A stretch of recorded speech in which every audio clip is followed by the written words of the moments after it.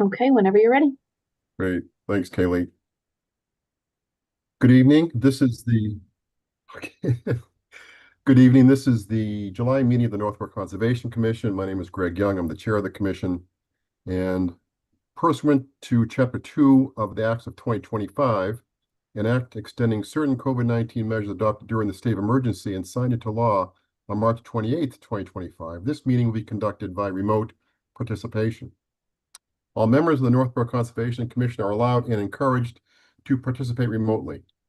The order allows the Northborough Conservation Commission to meet entirely remotely so long as reasonable public access is afforded so the public can follow along with the deliberations of the meeting. The public is encouraged to follow along using the posted agenda unless the chair notes otherwise. Members of the public who wish to view the live stream of this meeting may do so by going to Northborough Remote Meetings on YouTube via the link listed on the agenda. Ensuring public access does not ensure public participation unless such participation is required by law. This meeting will feature public comment. Members, when I call your name, please respond in the affirmative. Dan Clark, Here. Justin Dufresne, Here. Todd Helwig, Here. John Johnson. John, are you there, John?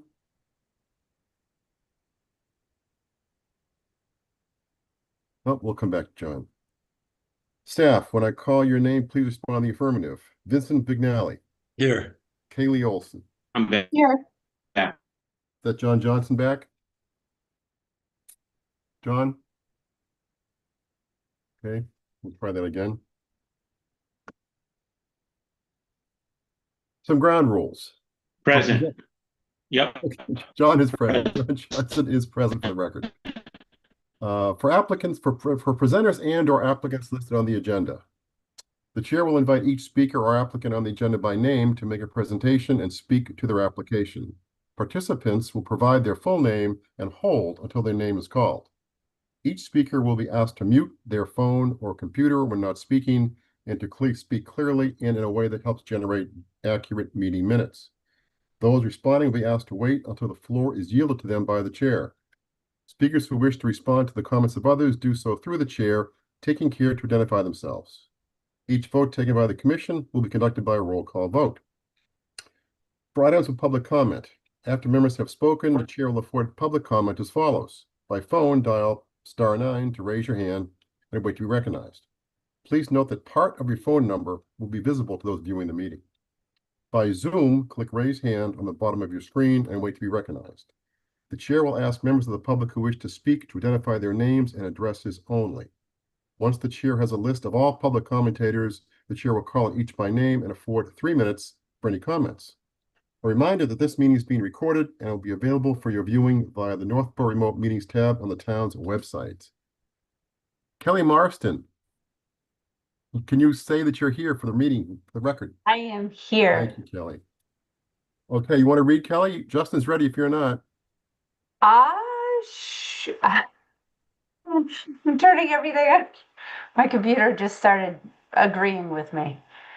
I got it up, Kelly, if you want. Go If for you it, want. Justin. All right. It's a long one, too, so you owe me for this one. No, kidding. All right, Greg, are we ready? We're ready. All right. The meeting will include the following hearings pursuant to Mass General Law, Chapter 131, Section 40, the Massachusetts Wetlands Protection Act, the Northborough Wetlands Protection Bylaw, and or the Northborough Stormwater Management and Land Disturbance Bylaw. A notice of intent and request to amend Stormwater Management and Land Disturbance Permit number 2024-01 for the new town fire station at 65 West Main Street. Map and parcels 63-7, 9 through 11, and 56 from Stephanie Bacon, Town Administrator. The proposed changes are to revise the site design to accommodate unexpected soil conditions and revise the drainage discharge location. The proposed work will alter bordering vegetated wetland, bordering land subject to flooding, riverfront area, 100-foot buffer zone, 25-foot no disturb setback, 35-foot no structure setback, and more than 1 acre of land.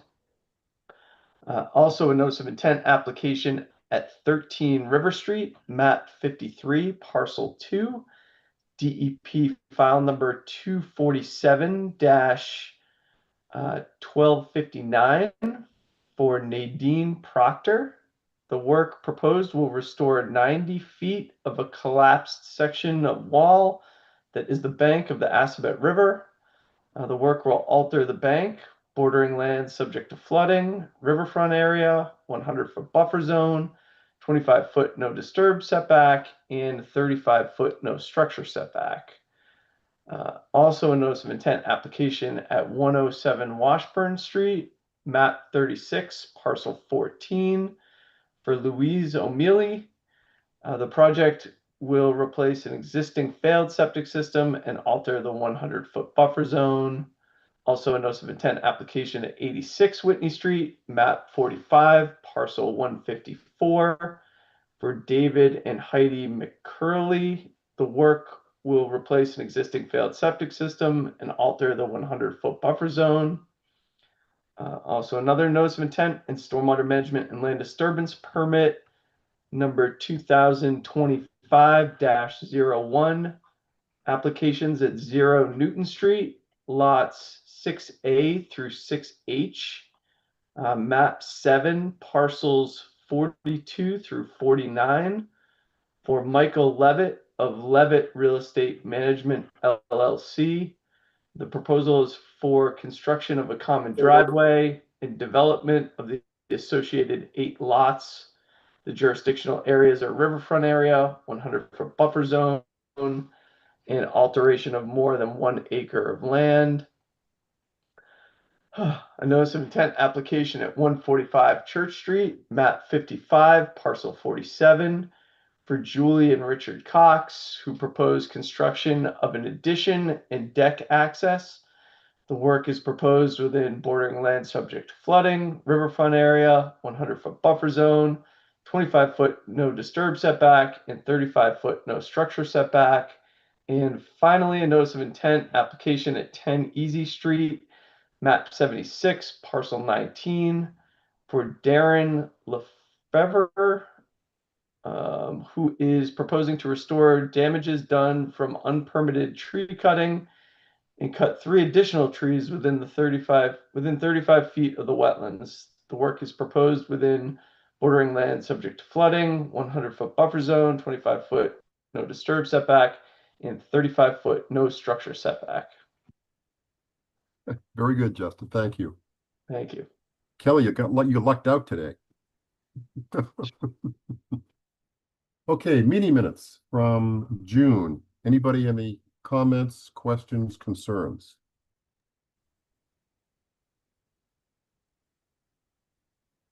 No, everybody's nodding heads here. Move to approve the minutes. Is there a second? Seconded by Justin. Roll call. Dan Clark, Yes. Justin Dufresne, Yes. Todd Helwig, Yes. John Johnson, Yes. Kelly Marston, Yes. and I say yes. All right. Newtown Fire Station, NOI and Stormwater Management. Who should we have here, Vinny? Who should we be looking for? I don't. Nicole Capistran, Erica Klinkhammer. Nicole Capistran, I see. Okay. I'll bring her in as a panelist.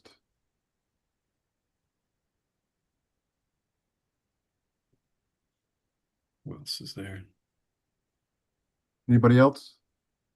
There's 2 hands raised. Yep. Erica Klinkhammer. Erica Klinkhammer, yep. Oh, there's a bunch of hands raised. There we And go. Amy. Greg LaCroix. Greg, yes.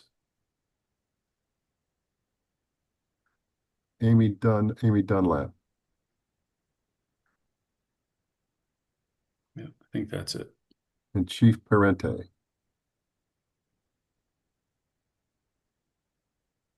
Okay. Oh, I don't see him. Okay.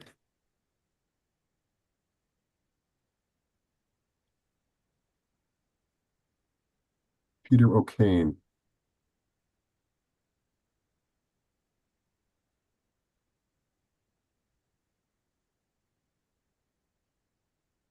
Good evening, folks. Evening all. Good I like the evening. strategy. Try and beat us by just outnumbering us. If it works, come on. Keep on pouring them in there. I So thought you were going to forget me. I said, how can you? I mean, I know I'm not in uniform or anything, but geez, undercover, eh? I'm on casual tonight. Good. Okay, Vinny, where are we with this?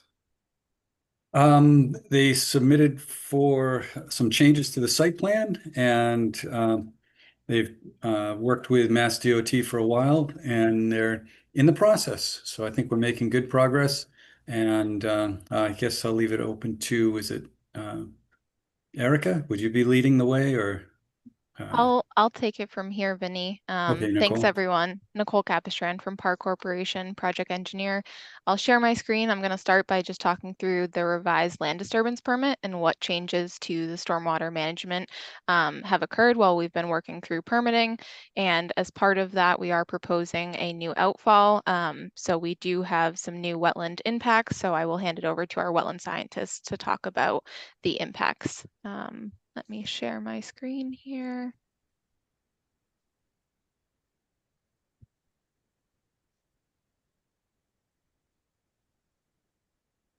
Can everyone see that?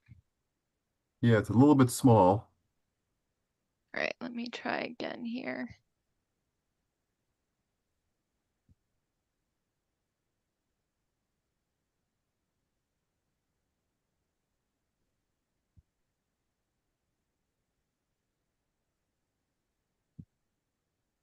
How about now? That's pretty good. Okay, great. So just to orient everyone, we've got West Main Street here at the top of the page. The proposed building is in blue. That was all the same as the original land disturbance permit. Parking has remained the same around the site. We still have detention systems across the site, but I do have the changes to the site highlighted here in a couple different colors to highlight the main changes. Since the original land disturbance permit that was issued last June, 2024-01 was the land disturbance permit number. The changes that we have here, one of the items this was our original proposed sidewalk. I'll flip to our proposed plan now in a second, but this sidewalk has extended per the request of the planning board all the way to the hillside property, which is adjacent to the west of the proposed property. We also have adjustments to infiltration systems. There were 3 previously proposed infiltration systems. It was a request that a permeability test be done to confirm the infiltration capacity of the soils. At that time, some additional information on groundwater was discovered. And so we've adjusted our infiltration systems to account for that updated data. And we also originally had proposed connection into the DOT system to generally match the existing conditions for stormwater, connecting in these 2 locations in the drainage system that heads to the east down West Main Street. Now flipping to proposed here. You can see we've extended that sidewalk. This is down to the next driveway to the west. So that is now incorporated into our design. We also have modified our 2 infiltration systems here, and we have removed the infiltration system that was treating the roof area here, a portion of the roof over the apparatus bay. And I'll go into a little bit more detail as to why in just a minute. And then the third change that I mentioned is the outfall. So originally we were proposing to connect into the eastern drainage system through the Mass DOT permitting process. They did note that we would have to analyze and also replace the existing drainage system that goes all the way to the east down to Church Street, where it outlets into Cold Harbor Brook in the existing conditions. Because of the financial implications of that, we looked at alternatives. We looked at an alternative that connected into the Mass DOT drainage system that cuts across Main Street in this direction, and that outlets further into the wetland system here. Greg will talk a little bit more about the different alternatives we reviewed on this side over here. But what we ultimately decided was to avoid a connection to the Mass DOT drainage system and propose a new outfall to this location, which minimized the impacts to the wetlands here. So now the stormwater from our site, almost all of it now goes to this new drainage system and outfall here, and does not connect into the Mass DOT drainage system in order to avoid that. With the groundwater recharge, the tests that were done, we found that the infiltration capacity, although greater in some locations, it did note that groundwater was higher than anticipated in the location of the systems, which is why we had to remove the infiltration system that was treating a portion of the roof here. In lieu of that infiltration system, we are proposing a new proprietary structure, an aqua swirl and aqua filter, similar to the same systems we proposed for the rest of the site for treatment. But it did remove a portion of the infiltration. So we are meeting the infiltration requirement to the maximum extent, although we are not able to meet the required recharge. And the reason being is the finished floor elevation of the building is set relative to the grade at the West Main Street. We need to keep it shallow to a shallow slope, so it's not too steep for the fire apparatus. It's critical for response. And with that, we have this around 1.5% to 3%, depending on the portion of the apparatus bay. And there's a rear apparatus access in the back as well. And so with this condition, the entire building all around needed to be at that 302 elevation. And if you're familiar with the existing site, the hillside climbs up pretty quickly as you get closer to the south here. And so we are cutting into the groundwater table for a portion of the site. So we're extremely limited, not only from horizontal, as you can see, the site is pretty packed, but we are also limited in vertical separation. So we were limited to these two areas where we were able to infiltrate and meet that 2 feet of separation. And for the outfall here, we are still treating our impervious surface. Like I said, we were modifying what was going to an infiltration system to the proprietary treatment system consistent with the rest of the site as part of the original land disturbance permit. We are still significantly reducing what goes to Cold Harbor Brook as the ultimate outfall. So although we are now outletting the stormwater to the west, which is upstream of the existing discharge point, we're significantly reducing even up to almost 50% in the 100-year storm event. So we're significantly reducing flows, we're treating the stormwater and meeting that infiltration requirement to the maximum extent. So with that, I will hand it over to Greg to explain a little bit more about the alternatives we reviewed for the actual outfall and the wetland scope. Thanks, Nicole. Again, Greg LaCroix here from Park Corporation, wetland scientist.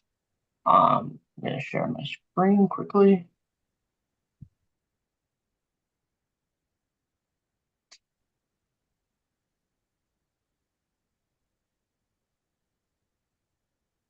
Can everyone see that? Yep. Yes. Okay. Again, it's a little small, so if you make it a little bit bigger, that might be easier for folks to see. Okay, I'm going to zoom in on the resource areas Good. Okay. and dive into those in a second. But just to orient everybody, fire station is proposed to the south of West Main Street. All the wetland resource areas on the site are the northwest of the fire station. These resource areas include Cold Harbor Brook. We delineated the bank and mean annual high water mark of the brook, a bordering vegetated wetland along the bank of the brook, bordering land subject to flooding, just upgrading of the BVW, as well as riverfront area associated with the Cold Harbor Brook as it is a perennial stream. Also on the site is the 100-foot buffer zone, the local 35-foot structural setback, and the local 25-foot no-touch area. So that is everything we have for resource areas. Diving into impacts here. For the BVW, we were able to minimize impacts to just 37 feet by working through different alternatives. What we're showing here is cut or vegetation removal, first and foremost, installation of erosion controls, of course, and then we are showing a small cut in existing grade to promote drainage towards the wetland area.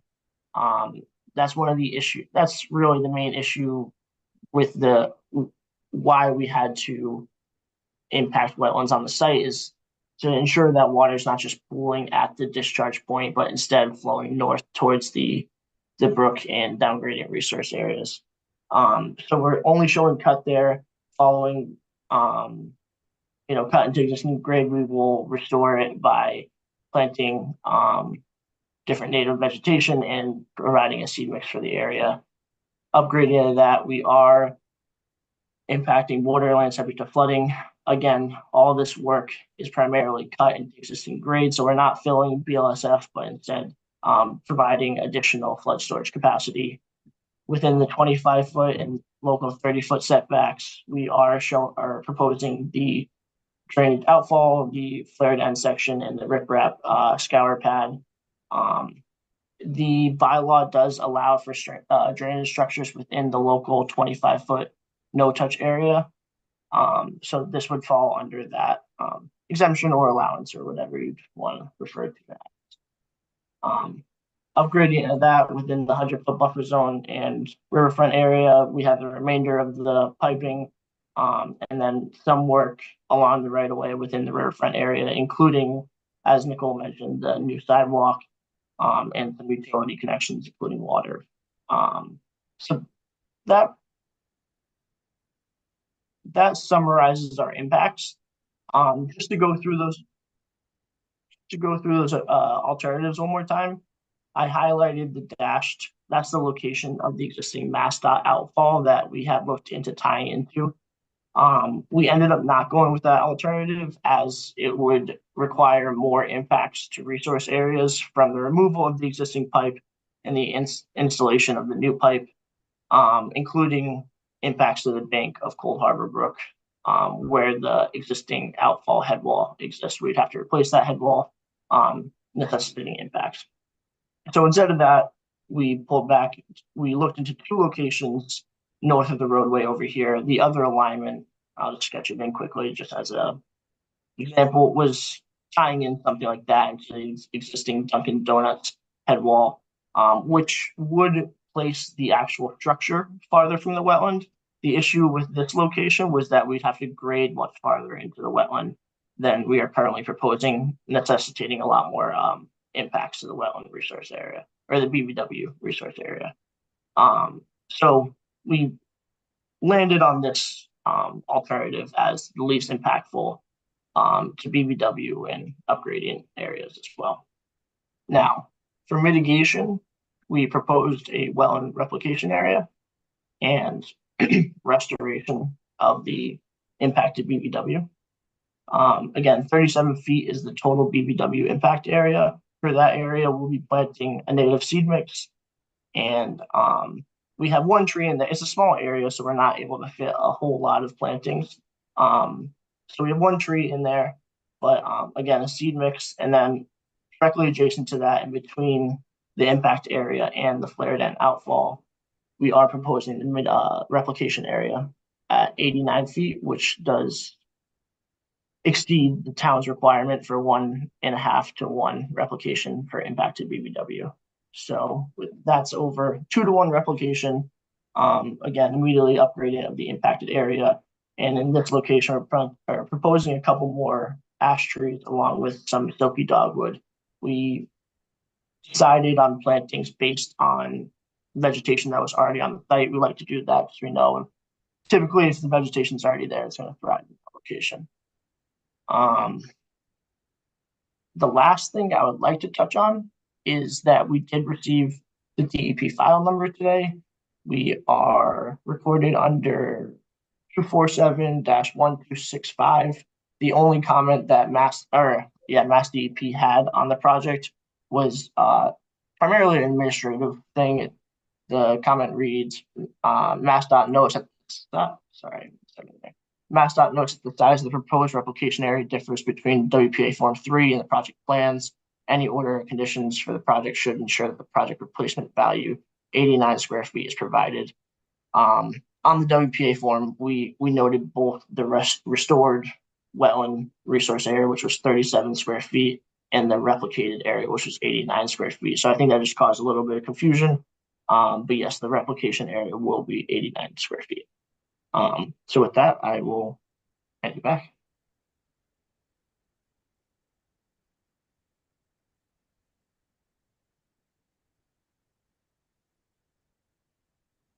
Greg, you're on mute.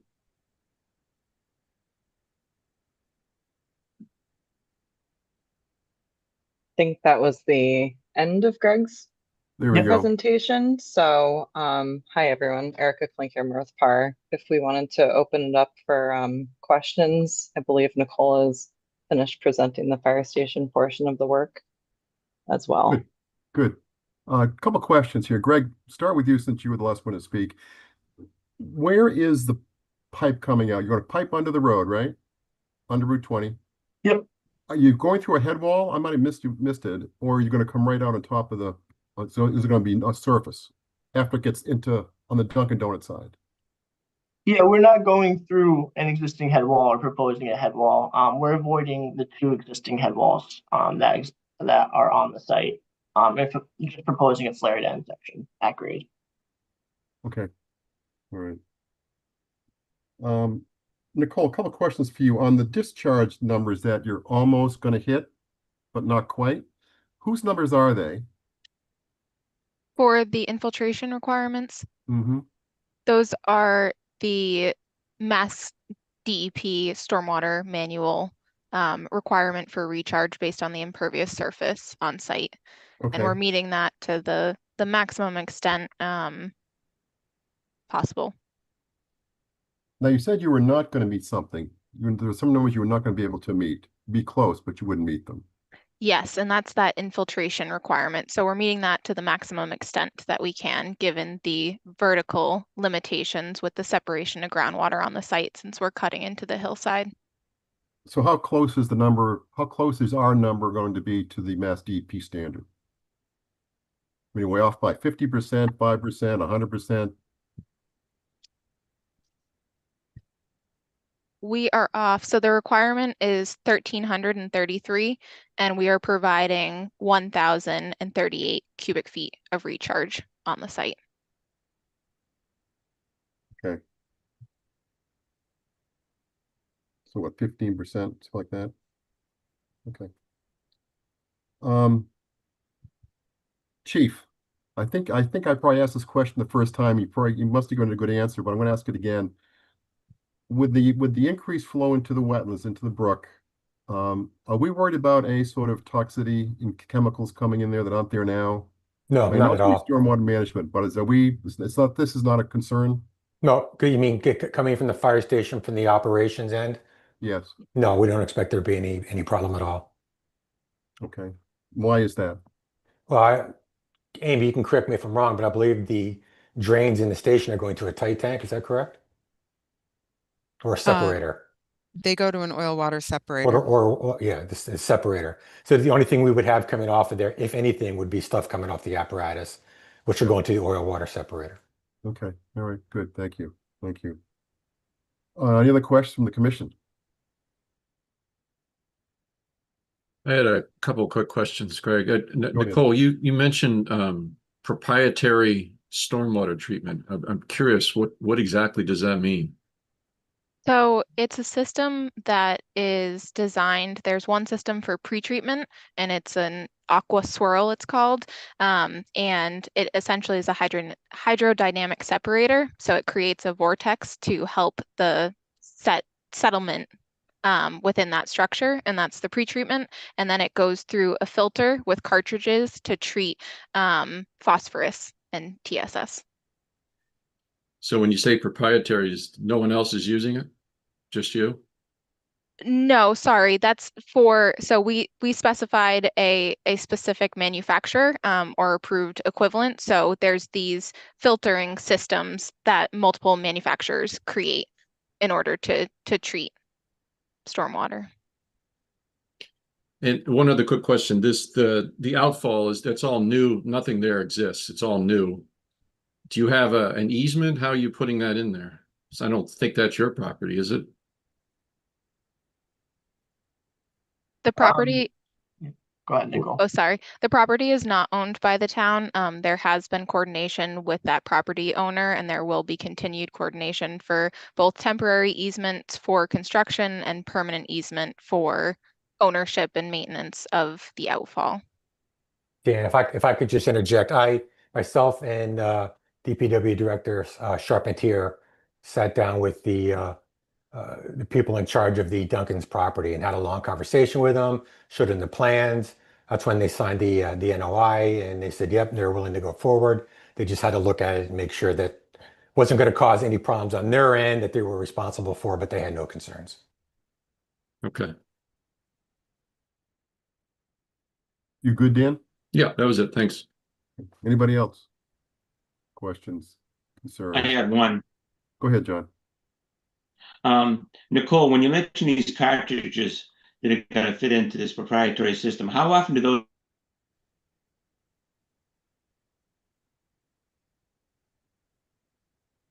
Sorry, John, you cut out there on my end. Yep. I apologize. Nicole, you mentioned the cartridge proprietary system. How often do those cartridges need to be changed? I don't know off the top of my head, but we do have the operations and maintenance manual and the typical maintenance required in that.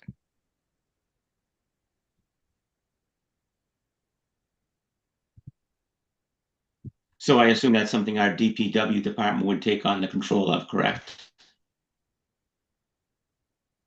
John, that's correct. Scott's been very involved in this whole process. He's well aware of it. Okay, thank you.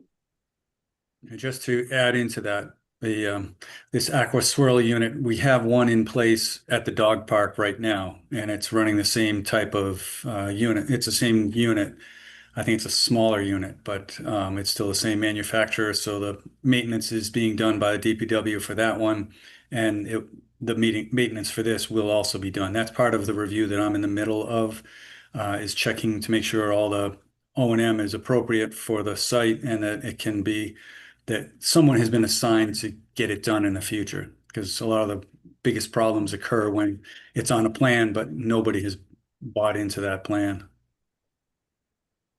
I just didn't want to make sure that a third-party contractor needed to be hired to change those cartridges. So as long as Scott's okay with making the change, I'm good with it. Thank you. You good, John? Anybody else? Excuse me? Are you all set? Yes, thank you. Okay. Anybody else? Vinny, how are you in this? I think that what they've done is good. We had like 4 different options. They saved you from a couple of the other 3 options at the discharge location, but I think they got the point across that they worked hard trying to do the best they could at the site. I haven't gone through all the details of the plans and the operation and maintenance plan yet. So I would ask that the commission consider continuing this to the next meeting, but I really don't see any big issues that will hold it up other than that final review. Okay. Is the delay by us gonna have any impact on the project? I'm going to defer to Amy for that. I don't know if she has an answer, or Nicole. I think it would, but I'm not positive. Yeah, we are under construction right now, and the contractor is trying to do site work. As you can see, they're trying to purchase materials. We've been asking them to hold back on a number of things just because we knew these changes were coming. So that is the challenge that we're facing right now. I don't know what the committee's schedule is and when the committee would be meeting again, but we've been asked to report back to the owner's project manager and the construction team tomorrow and give them a sense of where the design is going and what we might be able to move forward with and what we have to hold back on at this point. Rather than waiting till the next meeting, is this something we could give Vinny power to approve? doesn't seem that significant. Wendy, how you feel about that? Well, we have, like I said, we have like 15 or 17 items on the agenda. So that's why I was backed up and didn't get this one reviewed. This was actually the last one that came in our application package. So that's why just doing the review wasn't completed. The idea of any big issues, I think we addressed them. I've looked at this for the prior land disturbance permit, so I'm not expecting any real big surprises. It's just getting everything done in the timeframes. If you close the hearing, we have 21 days to issue a decision, and I'll easily have the review done. I expect to have the review done by the end of this week. And if there's minor changes to the plans, it's just difficult to change a plan and reference it on a permit with the hearing closed. It's not legally allowed or recommended, I guess, to change a plan after or have the permit reference a plan that's dated after the hearing was closed. Well, if there's a significant change, couldn't we just do an amended order? They could. Trouble with an amended order in Northborough requires another public hearing and notification of the abutters. We've done this before. What's different? Done. Well, if everything is close, I've done more of a review. I'm more comfortable with what's gone on, and I haven't done the in-depth review that Well, and it I mean, deserves. depending on what we want to do, but that's sort of the commission. I offer it as a opportunity for the commission. There, I mean, for the applicant, there's some risk to it, but that's, if we're willing to do it and they're willing to take the risk. Yeah, I would be concerned. Again, I've been sitting in all the construction meetings, and they do seem to be in they really want a decision as soon as possible, so they can move ahead. They're supposed to be starting to pour foundation footings next week, right? Right around there, Amy. So they're really trying to get ahead. Yeah. Could we potentially motion to close with make a special condition that any revisions to the plans are submitted and documented with the Conservation Commission as a field change from the approved plans? Just trying to think outside the box to keep things moving. Well, while we think outside the box, I'm going to see if we have any comments from the general public here. Any questions from the audience? I don't see any hands up. Okay. Back to our regularly scheduled program. Yeah, so I guess we've done those things before, Tom. We've done amendments after the fact. We've done notes, field changes. I think there's, if you have no concerns over the numbers being right or the difference piece there, the construction issues, my personal feeling is let's move ahead, but make sure we have some sort of leverage at the end.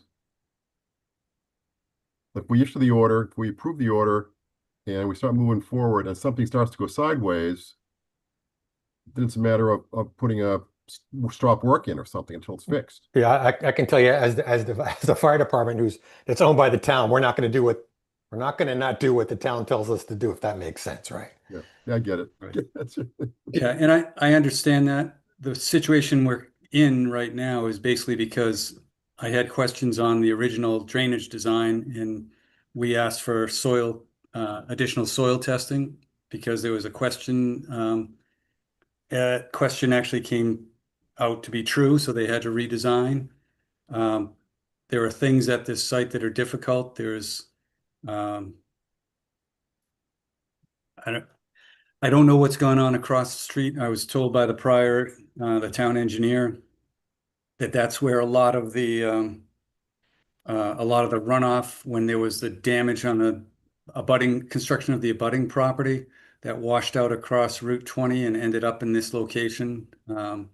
So there's been a history of problems with flooding and sediment control at the site on the side of the street. So those are the things that I want to look at for the land disturbance permit.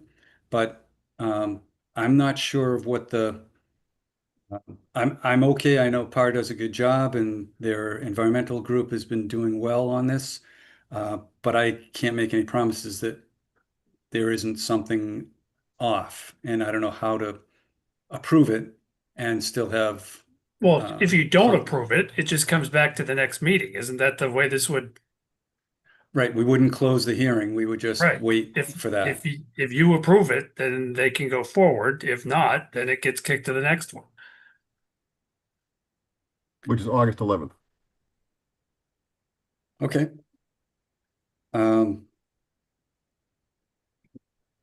I think Have this a thought. building's going to be around forever and ever. We've permitted something that was so advanced. We're hoping it's going to be here for a long, long time. So I think it would be a good idea to let Vinny just do a good, proper review. But I understand, I mean, it's been under construction for a few months, but I didn't get the application until June 26th or so of last month. So the full package didn't come in until a couple of weeks ago. So that's why it would have been better to have more time to review it. And that's part of the problem, but it's not that I don't think they did a good job. It's just that I haven't had time to check it. So that's basically where I'm at. If you guys are confident that if there is an issue, it's your decision. If you're confident if there's an issue, Chief and the team will stop and make the corrections needed, then I can do the review and get the order of conditions written in the next 2 weeks. But it's not going to be ready tomorrow or whenever their next team meeting is. Well, we got 21 days, right? We have 21 days, yes. Yeah, I feel like maybe Vinny, like one of the things that we could do is, maybe we even start drafting the decision, right? So that at August 11th, we kind of have the decision ready to go. So we don't have to wait the 21 days after that hearing, assuming that your review goes well, and that way at August 11th, we've got the decision just about ready at that point. The contractor, I mean, I feel like probably their rush is to order materials.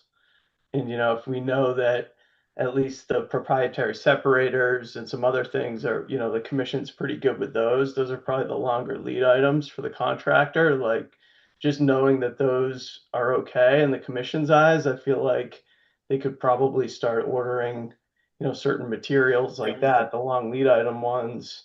We'd have the decision ready to go August 11th. That kind of chews into that 21-day period. And then that gives you time for the review still too. And then we just approve it on the 11th and the decision's ready at that point too. That was going to be Yeah. my next suggestion, Justin. So thank you for thinking of that out loud. It's only a week's difference. So I think that would be a nice idea to kind of get the order of conditions drafted in the meantime. That I can do. And Yeah, then, that Ben, would if be you have fine. any comments, provide them to us and we'll address them right away. Yep. So under this plan, we are not going to close the hearing. Is that correct? Or we are going to close the hearing? That would continue the hearing to August 11th. We're not close it. Continue it to Yeah. August 11th. Right. And I will provide the draft order of conditions before that hearing, so they'll have what we anticipate or what I will provide to you to vote on. Okay. And if we do that, the 21 days will start ticking from when? Well, it'll start on August 11th, the next meeting date. But if I have it already, I can send it in the mail the next day. That's not a problem. Okay. All right. And if they've seen it a week before, because I'll probably try to have it done a week or two before, just because I get buried with all the last minute things that come in before the meetings. Fine. Yes, good. Okay. I mean, that works for me. Erica, what do you think? That work for you guys? I think that works well. Okay. So then we need a motion to continue the hearing for the Northborough Fire Station to the August 11th meeting. So moved. So a second. Who was that? Was that Kelly? Yeah. Very good. Dan Clark, Yes. Justin Dufresne, Yes. Todd Helwig, Yes. John Johnson, Yes. Kelly Marston. Yes. I vote yes. Okay. So Thanks, hopefully we guys. can get this clean and done. You can hit the ground running on midnight on August 11th or I could- 1 a.m. on August 13th. No, we can't start till 7. Trust me, we've gotten calls. That's right. No, yes. can't start until it's recorded. There we go. There we go. Okay, great. Great. Thanks, Thank you guys. very Thank you, much. everyone. Thanks, Bye-bye. folks. Thank Bye. you. All right. So got people logging off here. Kelly, I think we might have found a great new flavor. This aqua squirrel. Right? That does sound pretty cool, It doesn't does it? sound pretty good, doesn't it? Until you look inside one of them. Definitely not the blue raspberry I'm envisioning. No, it'd be more chocolate based. Oh. Oh, I've got a hand up here. Let's see.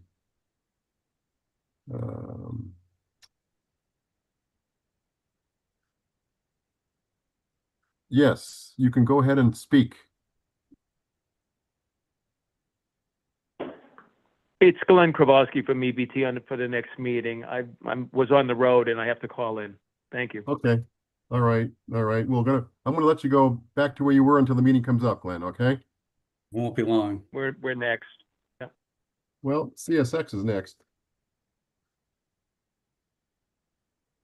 Okay, CSX. Vinny, what's going on there? Do you have CSX is any easy. CSX people out here? There are none. I have not heard anything from anyone at CSX to set up that site walk that they said we were going to have set up. So I would recommend we continue the hearing till next month. Okay. All right. And Justin's going to rattle the tree for us maybe and see what we can do there on that one. So okay, we need a request to continue till next month. So moved. Second. Roll call. Dan Clark, Yes.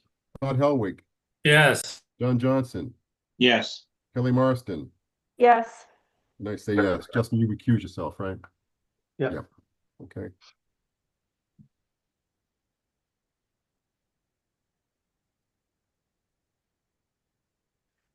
"13 River Street." Now that's Glenn. Okay, Glenn, you probably can still speak. All right. Thank you. When you're ready. Okay, thanks, Chairman. Glenn. Vinny, you want to set Thank us up for this a little bit? This is the existing wall. It's the bank of Assabet River on 13 River Street. Nadine Proctor. Nadine Proctor, yes. She was before the commission for repair. I think between these two, the section of the wall between the two that are having trouble now, she was here and had a proposal in 2014, I think it is. And they're proposing to repair it again, or repair a different couple of sections. Okay.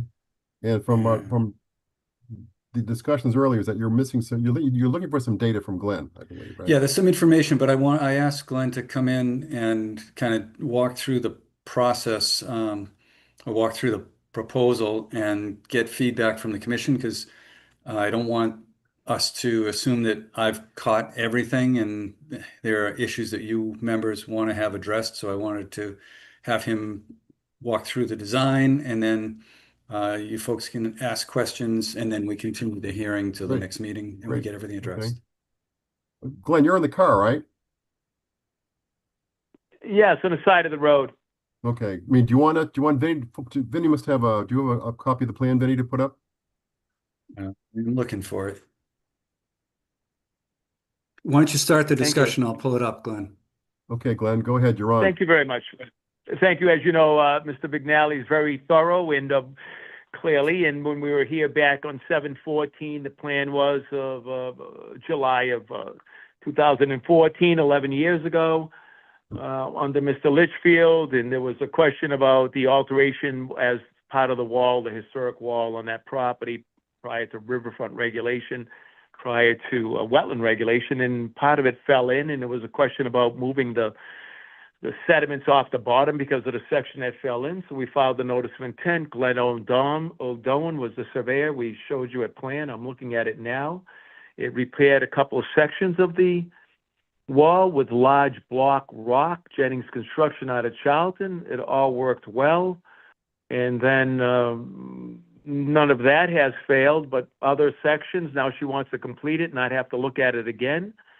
2 sections fell in, and we're here for a shallow section, down gradient in the brook system.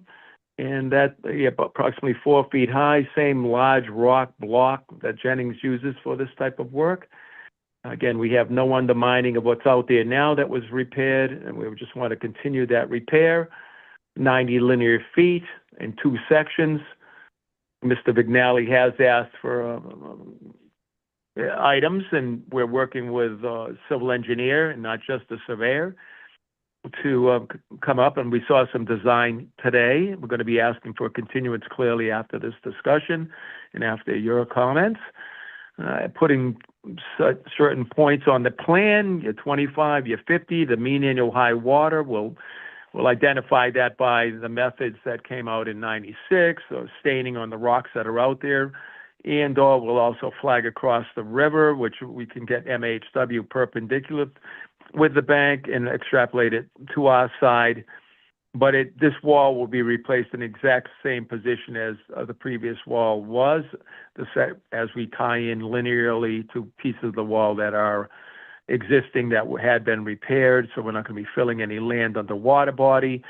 Floodplain or height of the wall will be the same. So again, floodplain, floodway. Bank, the bank is rock.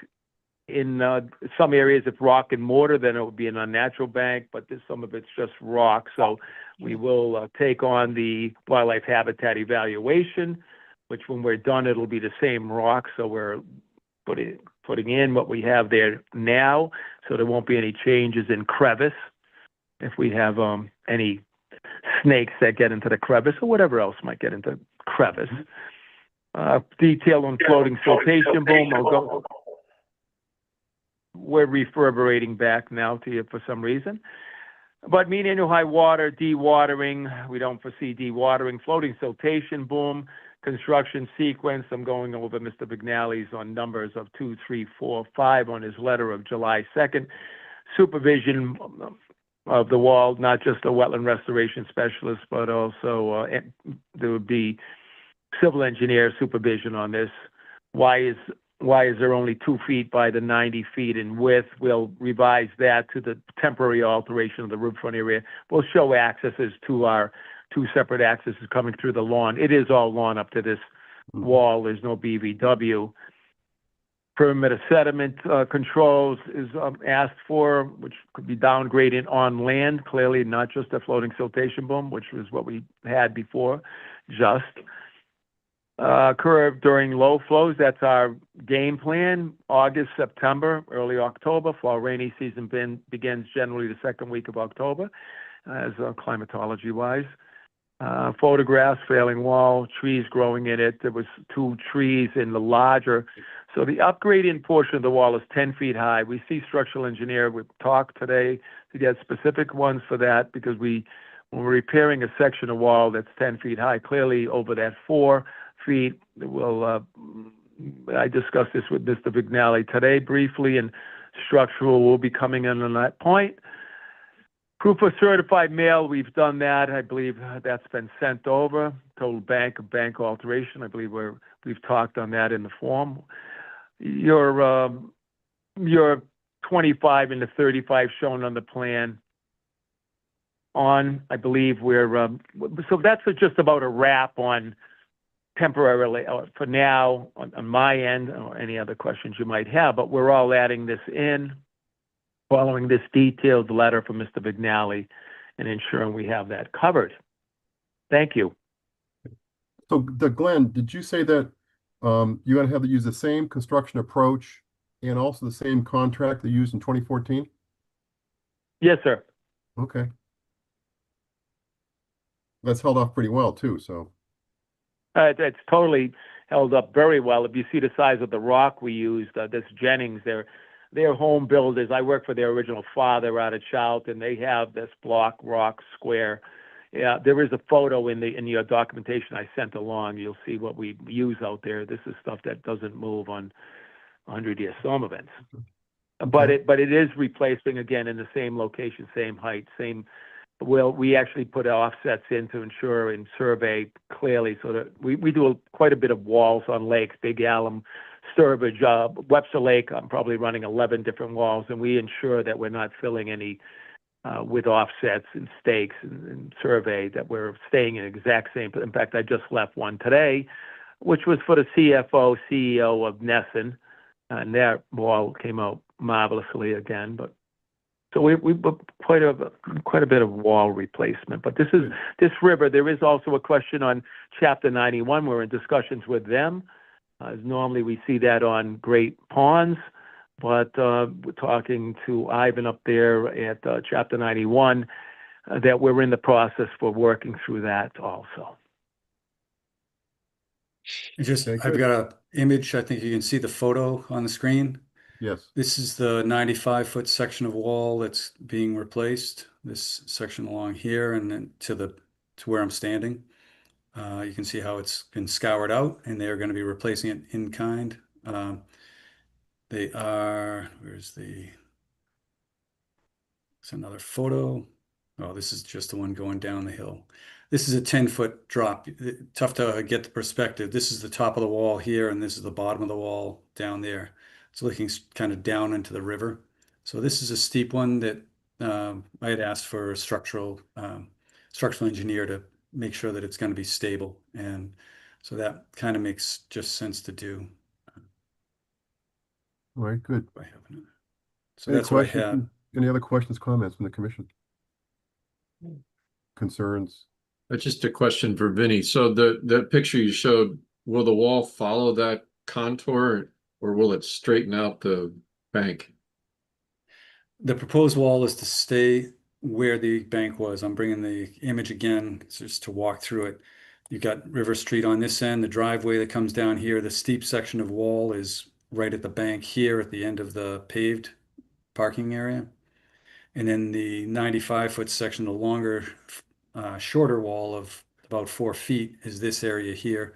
And they're replacing that existing wall. This area here, I think when it collapsed, it scoured back a little bit, but they're replacing it into the location or back to the location where it was based on these 2014 or 2012 plans. All right, yeah, and the photograph. Yeah, the photograph was taken from here going this way. Okay. If I could, please, through the chairman, there were a couple of photographs I believe we added in as exhibits. One shows the wall that we repaired, so you see the size of the rock, and the other one's from across the river, looking directly at that up gradient wall collapsing. And there was I would say, tree box elders in there, and our job will be to ensure to cut them off and put a non-toxic herbicide in the root to ensure that they die, which we didn't do before, so that we don't have any of that root system trying to push that wall out again, whatever we leave to the left and right, if I can use that, if we're standing across the river. We're also looking at somewhat of a battering back, so lose a little land up where the upper driveway is and asphalt, but and ensure that whatever the structural engineer calls for. There was some talk about 2 foot by 2 foot by 4 foot blocks, but as the contractor said, how do you tie block into a rock? So we're working on that exact detail now. It's probably going to be stone, but battered back a bit so that it doesn't go straight 90 degrees up, maybe running at 80 or somewhat. But that'll be work with a structural engineer, because they're the ones that are going to stamp this to say it's going to stay there. Okay, good. Any more questions from the commission? Dan, you're all set? Yeah. Okay. Any other questions, concerns, comments? Let's see if we have anybody in the audience. Any audience questions, concerns? No. Okay, so Vinny, so you want to continue this until next month? And Yes, we'll sir. get some more detailed plans in prior to that you can review and hopefully approve. Yeah. Thank you. Okay, need a motion to continue. So moved. Is there a second? Dan Clark. Second. Got it. Seconded by Kelly. Dan Clark. Yes. Justin Dufresne. Yes. Todd Helwig. Yeah. John Johnson, Yes. Kelly Marston, Yes. and I vote yes. Thank you very much for your time, Commission. Thank you. We'll see you in And Vinny, August. thank Ben. Thank you. Thank you. Yes, Ron. sir. Appreciate it. Bye-bye now. Thank you, then. Bye. Okay. Got a couple of septic repairs. We have 107 Washburn Street and 86 Whitney Street. Let's go with 107 Washburn Street first. I think Vito is here. Got a I hope, hand up anyway. with George Connors. Oh, George. Okay. George, you're bringing you in as a panelist.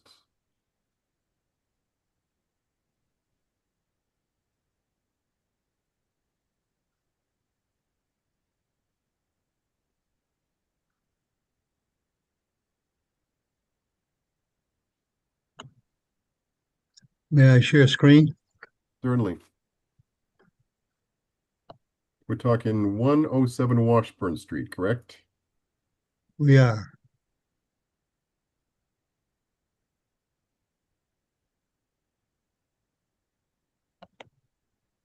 Do we have it up? I don't see anything. No.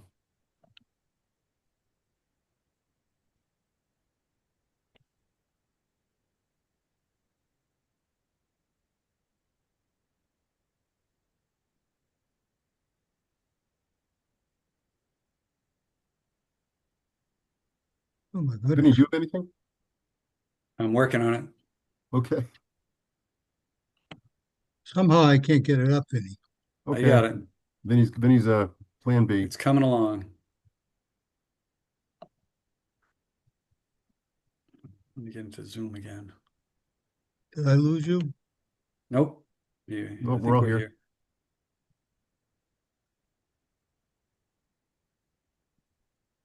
Somehow I can't find you. All right. All right. We have one up. Yep. You have Zoom one up. in. Can you increase that a little bit, Vinny? Yes. We have a septic repair on Washburn Street while Vinny's increasing that. There is an existing septic system behind the house. Right behind the house at that 11-foot mark, you can see something that kind of looks like a tree. That's the old septic tank. And then there's a long elongated thing that looks like a whole bunch of trees. That's actually the old septic system. And of course, then roughly 90 degrees to that in back, parallel with the house, what we're putting in Elgin infiltrators for the septic system. You can see the 100-foot buffer line comes right up to the edge of that new proposed septic system. And then we have a set of hay bales and silt fence somewhat distance from that to allow for grading down for the slope. And that is in open area so that really there's no tree removal or anything associated with that. There will be a new septic tank and chamber to operate this particular system. The wetlands is in the very back of the lot, as you can see. And there's really no other location for this thing to go in. The front area is got a drain in the very, very front on the street. So this is the appropriate location for it. I'm happy to answer any questions and comments. It's just simply a septic repair. Vinny, you all set with this? Any questions you have? I am. I sent some comments over to Vito and he took care of it. And this is the revised plan. So I think it looks good. Okay, good. Any questions from the commission? Comments, Good to me. concerns? How about any audience questions? I don't see any hands up. Okay. Well, if that's the case, we can move ahead with closing the hearing and issuing an order. Yep. Is there a motion to close the hearing? Oh, so moved. Is there a second to that? Second. Seconded by Kelly. Roll call. Dan Clark, Yes. Justin Dufresne, Yes. Todd Helwig, Yes. John Johnson, Yes. Kelly Marston. Yes. I vote yes. Vinny, any special conditions or pretty standard? I think it's standard. I don't think we need any signs or any fencing. That might be the extras, but I think Yeah, the only it's comment good is the way that it they're is. not hay, they're straw wattles, right? The way it They're is. not hay, they're straw wattles, right? Straw wattles, sorry. All right, it's okay. Oh, Been doing yes, this too long. Hay bales were when we started. right. Everything's We needed straw. a motion to issue an order for 107 Moved. Washburn Street. So moved. For a second. Second. Second by Kelly. Roll call. Dan Clark, Yes. Justin Dufresne, Yes. John Helwig, Yes. John Johnson, Yes. Kelly Marston. Yes. I vote yes. Well done. Very good, George. Thank you. He's not Okay. going anywhere. Oh, he's staying around. Okay. Line them up. So we're going to go to 86 Whitney Street. 86 I'm getting Whitney. it. 86 Whitney is also a repair. It has a wetland in the back of the lot when it comes up. We have the 100-foot buffer that takes us right out to the street. So everything that happens on the lot is within the 100-foot buffer. Yeah. There is a house with a driveway. You can see that on the top part of the plan, or the eastern part. And there was an existing septic system just below our proposed septic system. You can kind of see that existing septic system location.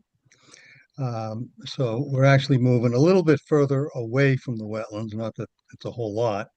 We are outside the 35-foot buffer, as you can see, for the septic system itself. We have a little bit of work inside that 30-foot buffer where you can see adjacent to the driveway where our pipeline from the house comes out and makes a turn and goes to a septic tank. There's an existing septic tank that will be, again, removed like the last one. This is a typical septic system. It's just got the pipe and stone type of construction. And it sits in the front of the lot as far away as we possibly can get from the wetland area. You can see that it's 22.6 feet at the closest point to the front street lot line. It fits in to the outside of the driveway, so it actually doesn't impact that too much. The trench from the house to the septic tank just skirts that driveway, so we have our hay bales, our straw bales behind that. Sorry about that. So I think this is pretty self-explanatory and simple as well as a repair. Again, not many options at all. So, No. any questions from the commission, concerns? Nope. No. Any audience questions? I don't see any hands up. Okay, we can move ahead with closing the hearing and issuing an order. Close the hearing. Move to close the hearing. Is there a second? Second. Second by Kelly. Roll call. Dan Clark, Yes. Justin Dufresne, Yes. Todd Helwig, Yes. John Johnson, Yes. Kelly Marston. Yes. I vote yes. Now we need a motion to issue an order of conditions with no special items, Vinnie, right? Standard Correct. Just the standard order. Yep. for So 86 moved. Whitney Street. Is there a Second. second? Roll call. Dan Clark, Yes. Justin Dufresne, Yes. Todd Helwig, Yes. John Johnson, Yes. Kelly Marston. Yes. I vote yes. Okay. That's it for George for tonight. You want to keep around for a while? We No, seem to be one moving more. quickly with him. One more. Oh, One more. Which one are you doing? We're doing the NOI on 0 Newton, common driveway and introduction only. I won't take any time. Oh, okay. That's next one. Yep. Okay. Okay. So you're gonna pull it up? Do you have it? I wasn't ready for that one. Start Oh. talking, George. I can go with All it. right. So on this, there was a common driveway for several lots that had frontage on Newton Street back, I don't know, 10 or 12 years ago. The common drive was approved by the town planning board, and it has been said that it can again be utilized. However, in the interim, there is a change to the requirements that includes stormwater management. So what happens is we have reflagged wetlands out there, and we have changed the plan only insofar as where there is a wetland, not a wetland crossing, but a drain crossing from one side to the other where an isolated wetland is up gradient and then the stream complex is down gradient. And that's right at the intersection of the Y on the plan when you do see it. It required us to raise the grade just a little bit because now we have infiltration under the stormwater regulations. So between new flags, updated flags, raising some grade at that only small section where the culvert will go, and stormwater infiltration, when you finally get to look at that NOI and all the calculations and associated plans and details, you should be able to understand it from my brief introduction. Okay. So you're going to get that on the screen? I am trying. It crashed my system there. Okay. George, while Vinny's working that, two quick questions. You said you reflagged the wetlands, right? Yes, I think Glenn Krawowski did. Was there any significant difference between now and then? I can send you the plan. There was a little bit, they do change a little bit, but I can send you the old and the new if that's, I'll make a note of that. And I also remember there's a road. What was the time difference between the two? Was what?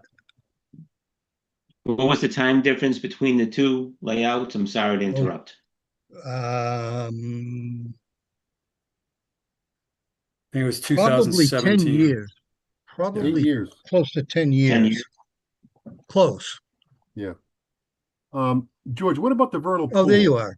Huh? Yeah. There was a vernal pool in the property too. There still is, yes. There's a vernal pool in the middle here.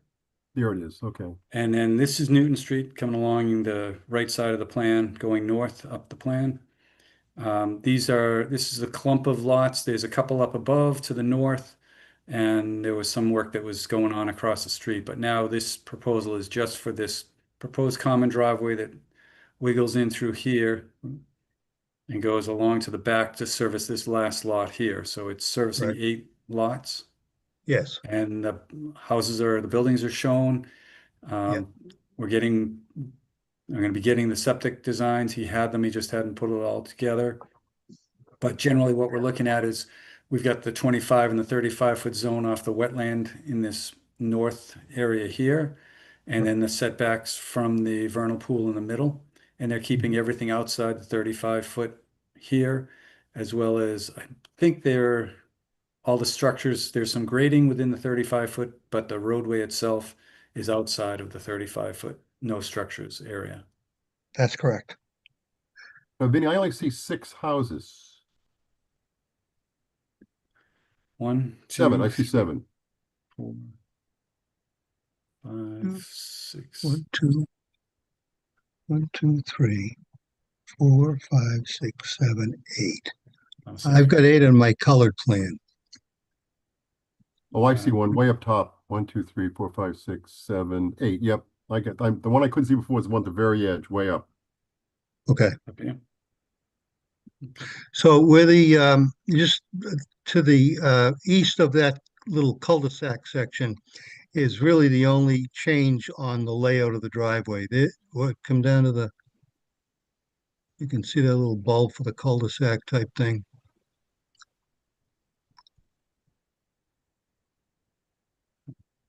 So this area here where it was bending around.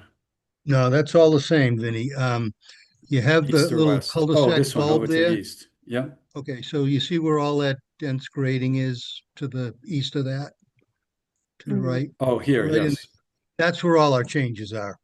Okay, because the wetlands come around here. Yeah. That's the So it's wetlands. the same plan other than that. And of course, you'll get the NOIs on individual lots. But this is just an introduction. I'm sorry I couldn't get the colored things up. Yeah. I will send that to you, though. Yeah, that'll help for the next one. Sure. So, Vinny, did George say we're going to get NOIs on each individual lot too? He did, but we're doing it all together. It's all one, is what I was told by Vito. Yeah. He's coming in and going to do everything with this one notice of intent, one land disturbance permit. Correct.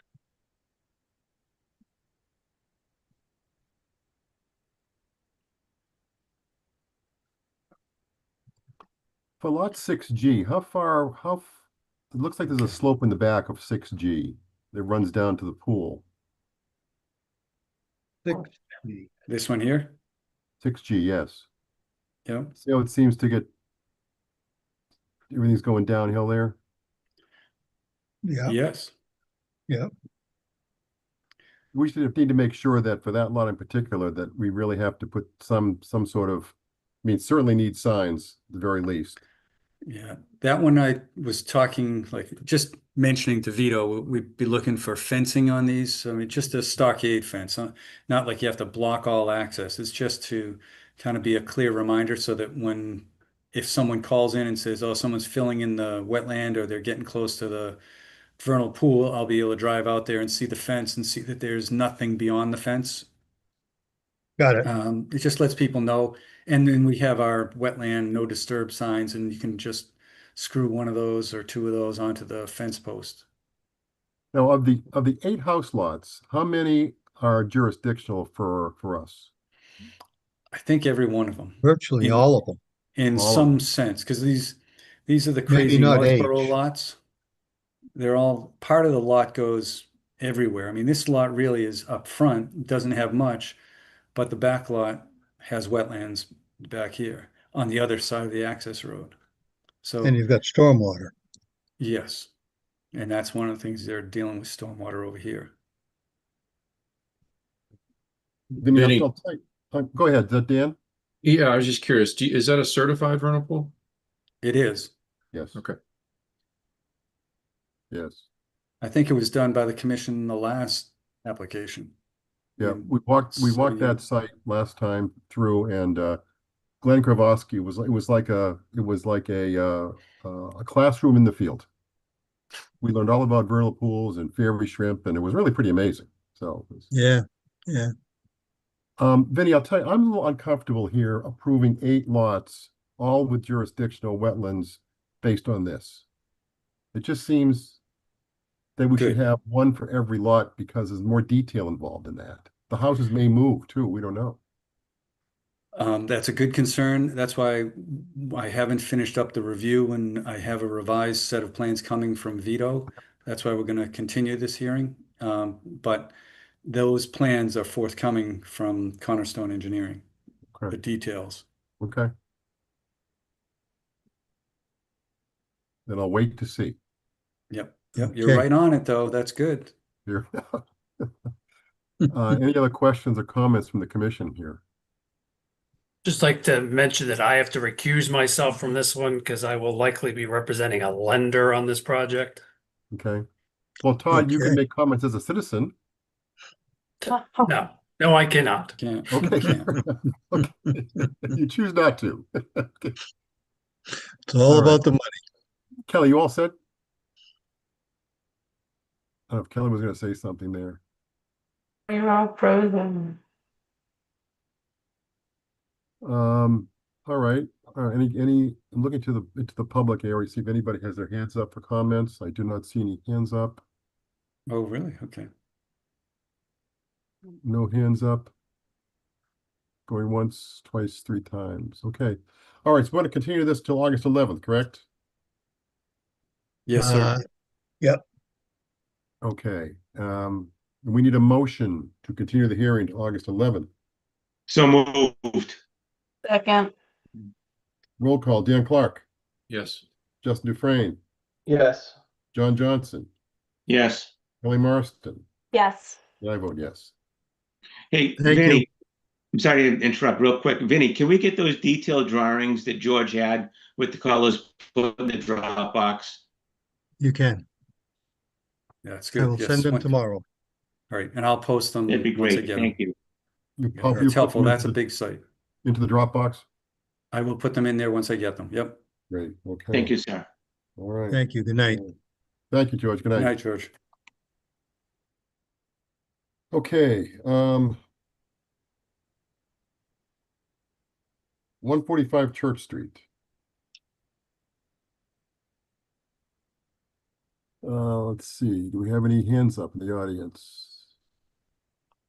I think I'm going to be running this show. I don't see any hands up. Yep. I Okay, remember this. Vinny, no DEP number yet, right? Correct. So we're going to continue it based on that alone. Yes, I just wanted to go through what we have Good. for the plan because I Okay. just want to make sure we get the questions answered. I lost that one.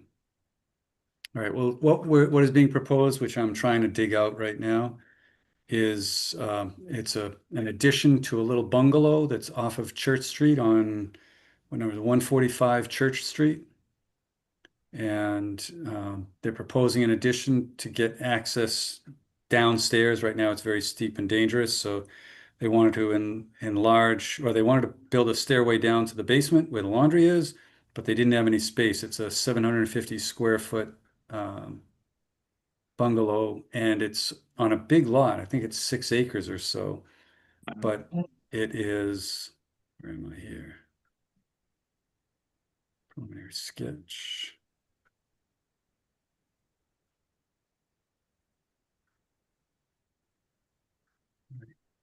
They're proposing to have an addition put on, and it's right next to the deck. So the door for the addition is going to be coming in the front. Let me just, it's easier to show you. Is this an outbuilding or this is their main house? This is the single house on there. So I think it's like a 6 acre lot, but from this, I know it's very small, but just for the big picture, you have Church Street running across here. This area here, what's the street? Fay Lane is a bit to the east. And there's a four lot development here where the brook goes right across. This, the brook that's right here on the property to the west of the driveway is going to be replaced or relined. That was one of the projects that DPW came in with just a little while ago. So this is that new driveway that goes into the back. They had it repaved, and the pond is on the side, on the east here. So their property is a big lot, but this is all wetland that goes all the way around the little bit of upland that's here. This is probably an acre or an acre and a half of upland. But what they have is the existing, I'll zoom in a little more, the existing house.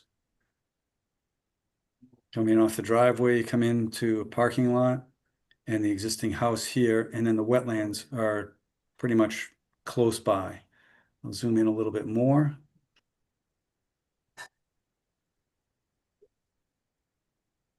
And you can see existing driveway comes up here. This is driveway along here.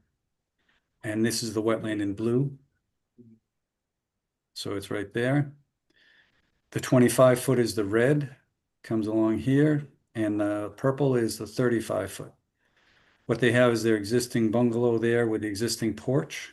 They propose a little 12 by 12 addition there, and then the access comes up the deck onto this additional porch and then into the building.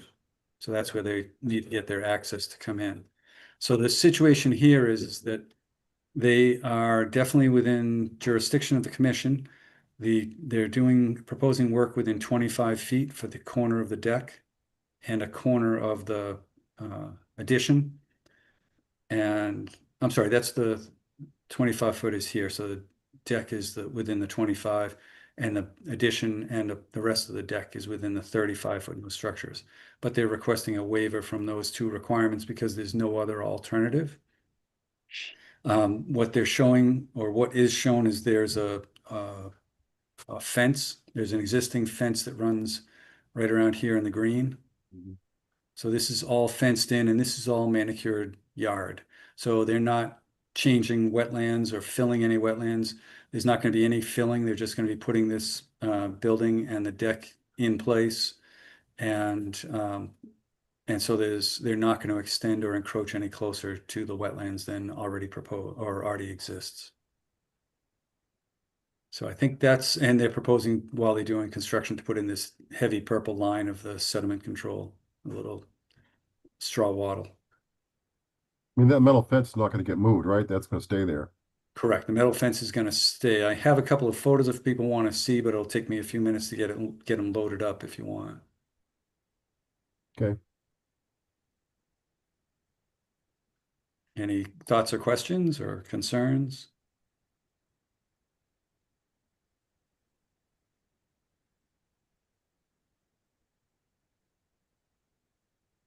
Well, we're going to continue this anyway, right? Because no DEP number. Correct. Right. Actually, I have the photos if you wanted to look, or are you If you have the photos up, let's take a quick review. okay? Let me just pull those.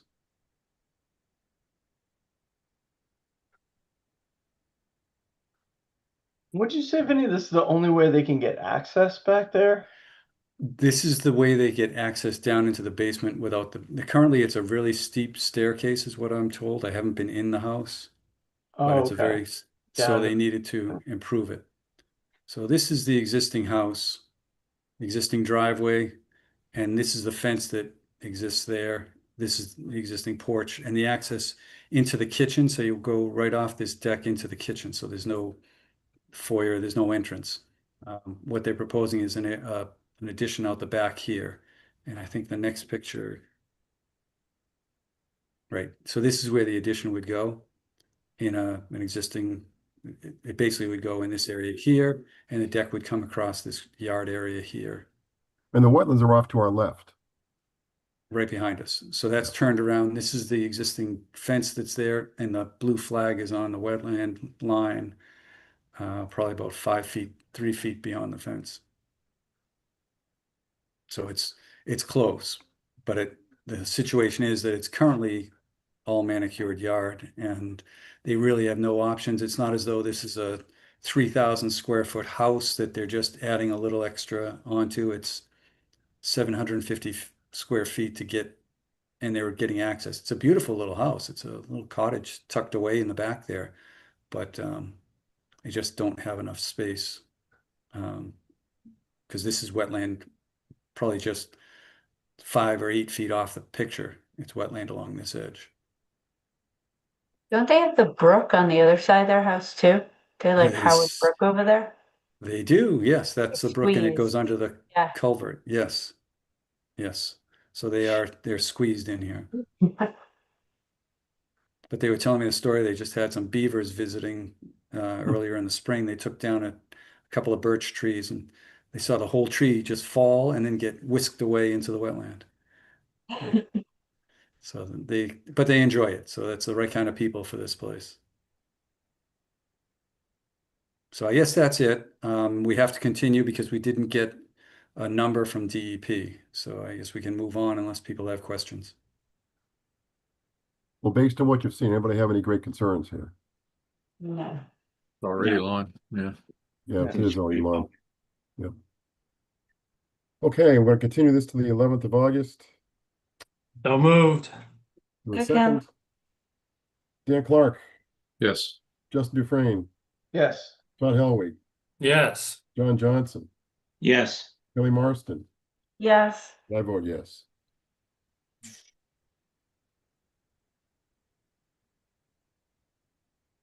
NOI for 10 Easy Street, again with no DP number on this one.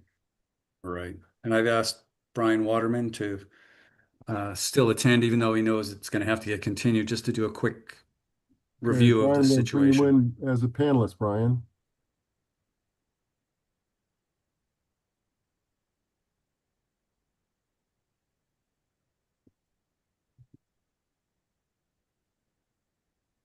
Any moment now.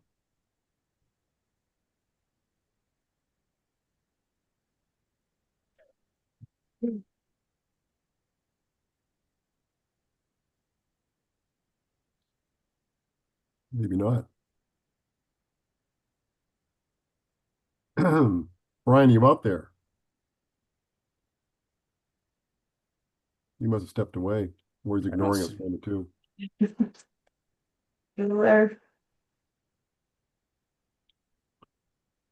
Vinny, this is the one that was a violation turned into an NOI. Yes, part of the enforcement order was a requirement to file a notice of intent, and owner has been diligent, and he hired Waterman Design, and they've prepared the NOI, and Okay, have Brian been has working on declined it. to be promoted to a panelist, I see him on your screen. but here he Oh, is. no. Yep. What is going on? He's coming. There he is. Coming back to life now. Welcome, Brian. It's back to life. He's here. He's here. How We're you just guys talking. doing?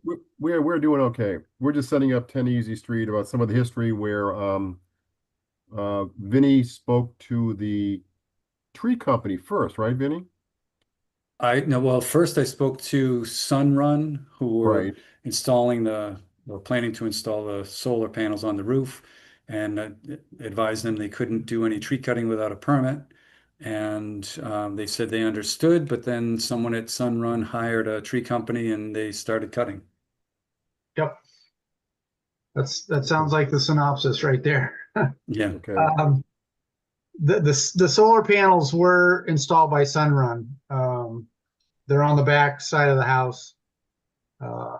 Speaking with the owner, Darren, and Darren may be online. I don't know if he can promote him He to is. panelist if he is online. Darren Lafrave. Darren, I'm bringing but- you in as a panelist. He declined to be he declined to be promoted to a panelist. No, okay. So fine. Okay. Maybe he's a little shy. But apparently the panels were installed.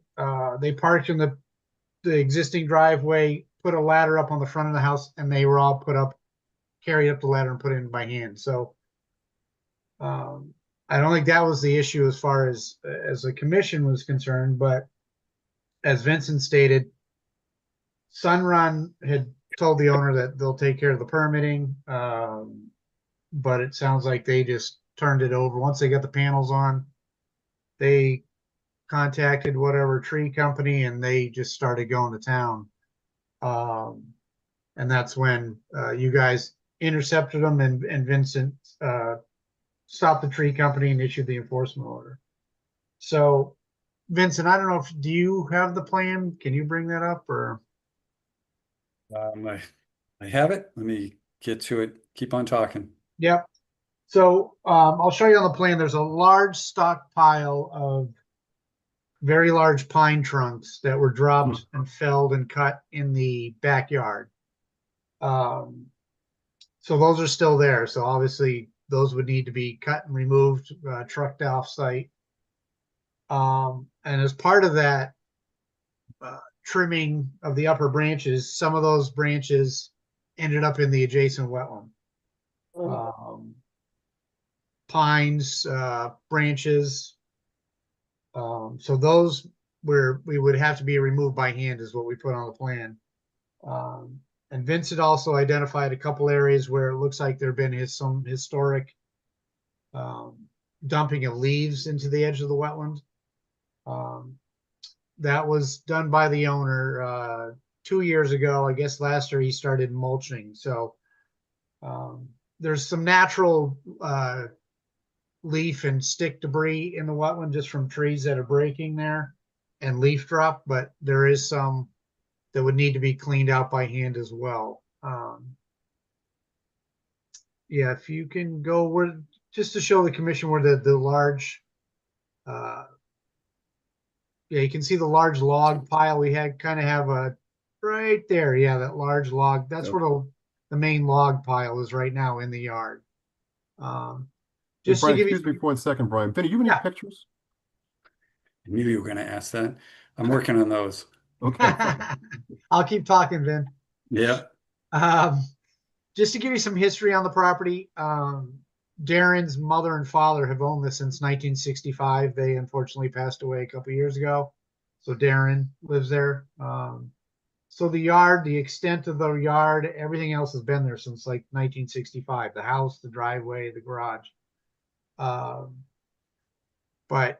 you know, Darren acknowledges that there was a mistake made and he was under the impression that these people were handling the permitting. So fortunately, the big stuff was dropped in the yard and not in the wetland.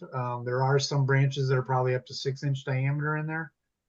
But they can be cut and pulled out by hand. I don't think we need to get a machine in there. Are you seeing my pictures or it's still the plan? I'm seeing the plan. See the plan. Okay. All right, let me switch screens.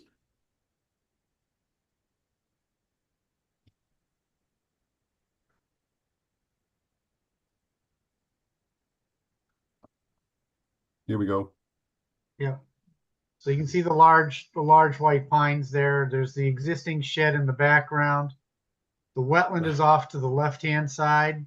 Yep, right along where Vinny's got the arrows going. So we delineated that and field survey located it. We field survey located all the stumps that are shown on the plan with a big black X on them on the proposed plan. But yeah, you can see some of the pine debris there on top of the skunk cabbage. Mm-hmm. And then there's some old tree fells and logs that, you know, have just naturally fallen. There are a couple of large wind throws in the middle part of the wetland. So all that we're proposing that would have to be taken care of by hand. You can see some of the leaf debris there. Some of that is natural, and some of it off to Vinny's right is from deposit from the owner. So we would propose a pretty unobtrusive hand raking back down to the natural grade and just let the keep an eye on that. I think that will just restore with the ferns and the skunk cabbage pretty quick.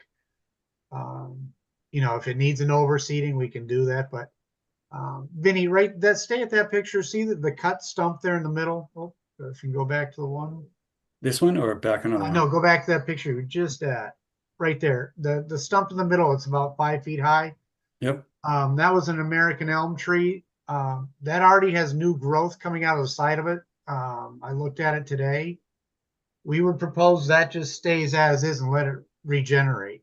Oh, good. Okay. Kind of a side question. Yeah, I think it's the next picture, Vinny. Let's see. That's the one. No, that's a different one, I think. Oh, it's a different one? This is right there. You can see the stump that's cut about 5. Yep, that's the elm tree, and you can't really see it off the back side. It's already regenerated some sprouts, so that elm should regenerate. I would just leave that. This was the day it was cut. This was when I was out there. Yeah. And you can see there's a large pine branch there that's cutting through in between the two red maples. That's got to be cut and hauled out by hand. Yep. So those are my photos. Yep. What does the orange paint signify?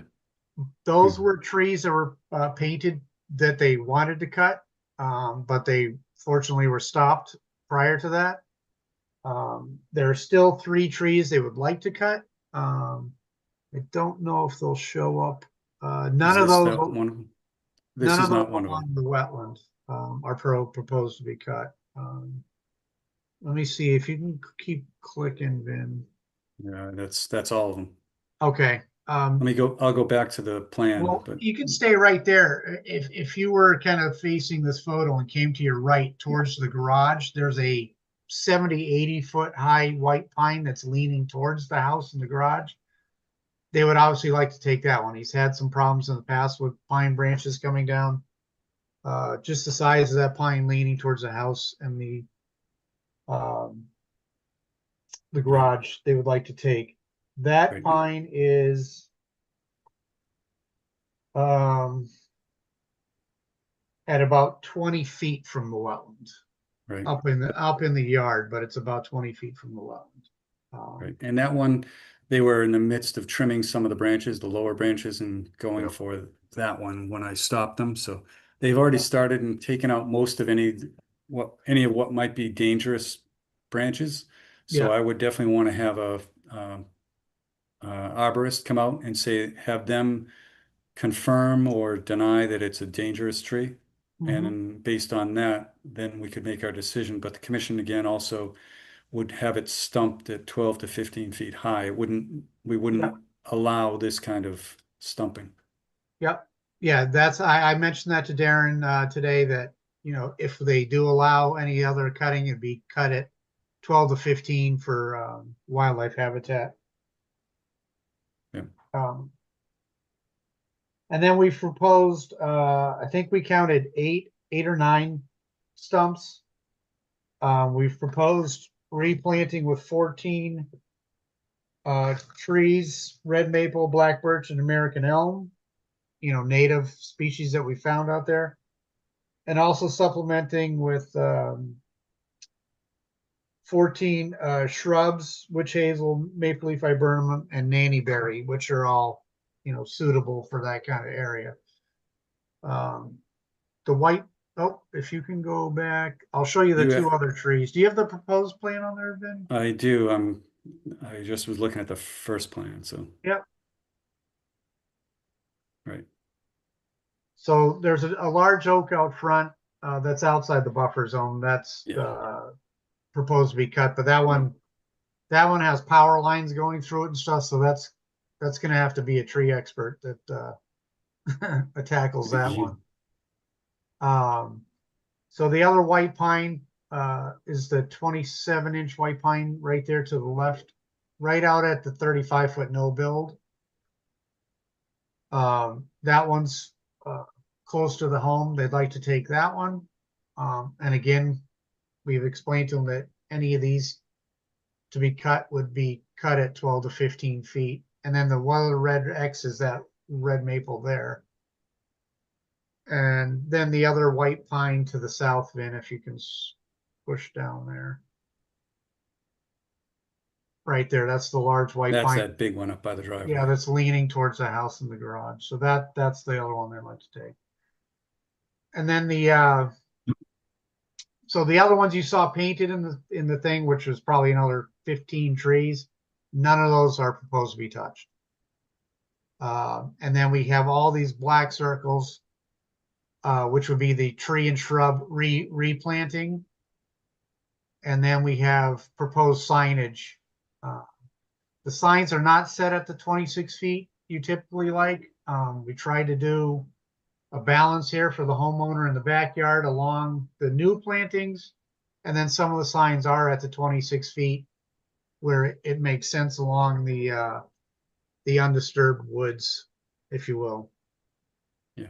And that's one of the comments that I had. I think since we have had encroachment and there's a 25-foot no disturb, I asked that these all be moved out and the signs put to the 25, and that all this growth, this new growth or more, be added in this whole area here so that we don't get the dumping and the work in the buffer zone in the future. Because it was just happenstance that we found this, and all the dumping that was occurring, you need something in there so that it doesn't occur in the future. So I would, this sign here and this sign here, I would move up and have maybe one sign in the middle, and then at the 25 feet, and then plantings behind that so that nothing occurs in this area here. Yeah, I guess we were just trying to make a happy medium between the lawn and the homeowner that's been there since 65 and adding putting the signs at like 12 to 15 feet. Right. But if the commission wants that, moved out farther and additional plantings, then I'll have to figure out the best way to do that. Whether we just do signs on posts or you're going to require some kind of a small split rail fence in that section. In our standard approval or our standard conditions, it allows you to make the decision. You could use boulders at about 20 feet or posts at about 20 feet, just so there's an idea that they shouldn't be dumping and putting anything out in that back area, basically from the shed back, the front of the shed back. Yeah, like I said, he didn't understand that. And now that he knows, he said last year he just started mulching the leaves in the yard and leaving them for, organics. But the amount that's in the edge is not great. We can have that cleaned out pretty easy. But you're right. You don't want it to continue, down the road. So, Right. I think he's obviously learned a painful lesson through this whole process. But Right. we'll revise the plan, and I know you wanted some more detail on cleaning out some of the leaf debris and how we're going to go about that. Yeah, because a lot of that leaf debris is stuff on what is a Yeah. word I'm looking for, but it's snuffing it out, Yeah. smothering it. Smothering it. Yeah, I think once that's pulled off, you'll see those skunk cabbage and ferns regenerate pretty quickly. Yep. So yeah, I know we've got some more detail. We don't have a DEP file number anyway. We've got some more detail to come up with you guys. We'll make some adjustments on the signage and the plantings. But yeah, those are the 3 trees that he would like to take, and mainly for safety reasons, and 2 probably to aid in the efficiency of the solar panels. The solar panels are, like I said, they're on the Sunrun solar control boxes there in the corner of the house, but it's not turned on. The system has not been turned on, and it won't be until this other stuff gets figured out. So Okay, good. Yeah. Good. so I appreciate you guys letting us chat, and any other thoughts you have before we can get some more detail for you guys to take a look at. I think we're pretty good here, Brian. Okay. When would the next meeting be? August 11th. August 11th? All right. So we're going to continue this. Need a motion to continue? So moved. For a second? By Kelly? Roll call. You're muted, Kelly, but I can lip read. I know what you're saying. Roll call. Dan Clark. Yes. Justin Dufresne. Yes. Todd Helwig. Yes. John Johnson. Yes. Kelly Marston. Yes. And I vote yes. Okay. All right. Hey, Vinny, on this particular site, this is the one that I visited with you previously a couple of months ago, if I remember, when we looked at these trees that were tagged about how to handle material in a wetland area. Yes.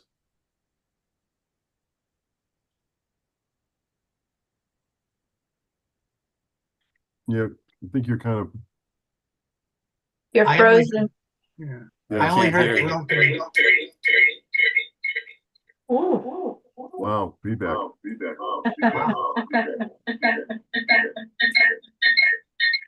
I feel like I'm at a Pink Floyd concert. Oh, God. Okay. So No, we'll see. what I was saying was, do we need to get a notice out to Sunrun, is what I was mentioning. I can follow up once we kind of get more. I can talk to Brian about just the background on this and contact Sunrun and let them know their issues. I have names of, I think, 3 or 4 different people, some in California, some more local. But just to let them know there's been the violations, and try to help the property owner to maybe recoup some of his costs. And put Sunrun, who actually is the problem child here, in responsible. Right. Okay. We all set, John? That's my point. Yeah. Cool.